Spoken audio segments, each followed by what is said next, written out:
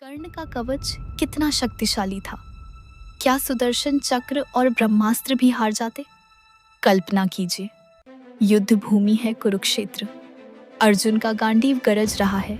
श्री कृष्ण सुदर्शन चक्र लिए खड़े हैं और सामने है एक योद्धा जिसका शरीर तप्त सोने की तरह चमक रहा है, जिस पर कोई अस्त्र काम नहीं करता, कोई शस्त्र असर नहीं करता। वो योद्धा है कर्ण। लेकिन क्या आप जानते हैं, उसके पास जो कवच था वो इतना शक्तिशाली था कि स्वयं सुदर्शन चक्र और ब्रह्मास्त्र भी उसे छू नहीं सकते थे।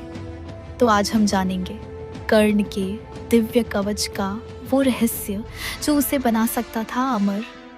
अगर वो न देता दान, कर्ण का जन्म किसी साधारण माता पिता से नहीं हुआ था। वो सूर्य देव और कुंती का पुत्र था और जन्म लेते ही उसके शरीर पर स्वर्ण कवच और कुंडल थे।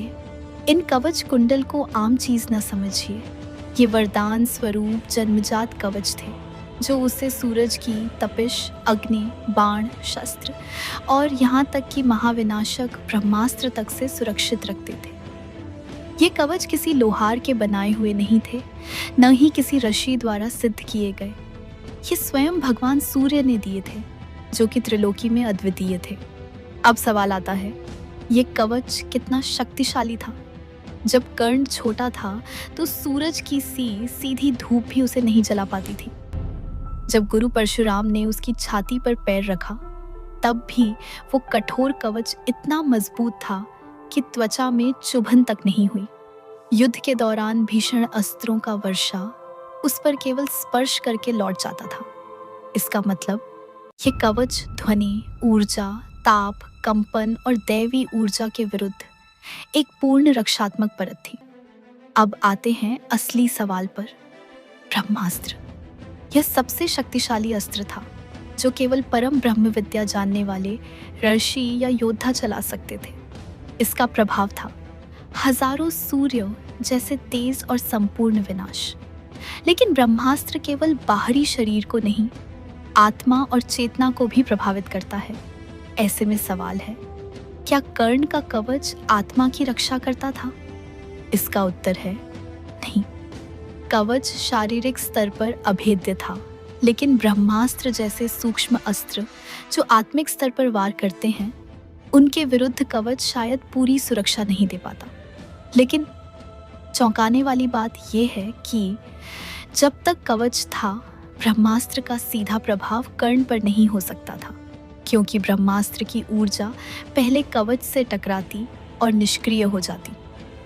सुदर्शन चक्र, यह स्वयं भगवान विष्णु का अस्त्र है, जिसे केवल श्री कृष्ण और विष्णु ही चला सकते हैं। यह ना रुके, ना थके, ना चूके। एक बार लक्ष्य साध लिया तो केवल नाश।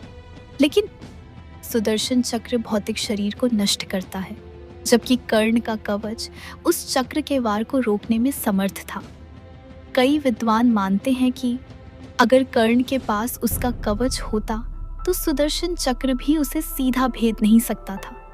हाँ, वह उसे बार बार धकेल सकता था, लेकिन तोड़ नहीं सकता।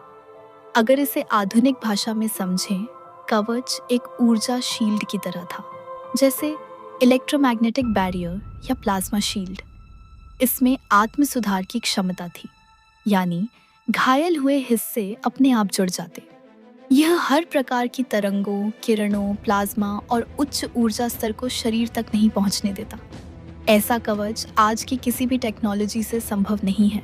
अब आते हैं उस पल पर जब कर्ण का भाग्य बदल गया। जब इंद्रदेव ने ब्राह्मण का वेश धरकर कर्ण से उसका कवच और कुंडल मांगा, तो कर्ण ने उन्हें बिना विचारे अपने शरीर से उखाड़कर दान कर दिया। यह इतना आसान नहीं था। उसने अपने शरीर को चाकू से चीरा, खून बहाया, पीड़ा सही, फिर भी दान किया। यही वो क्षण था जब ब्रह्मास्त्र और सुदर्शन चक्र जैसे अस्त्रों के लिए कर्ण पहली बार खुला पड़ा। कल्पना कीजिए, अर्जुन अपने ब्रह्मास्त्र से वार करता, लेकिन वो कवच की ऊष्मा में झलकर नष्ट हो जाता। सुदर्शन चक्र गोल गोल घूमता, लेकिन कर्ण की छाती से टकराकर रुक जाता।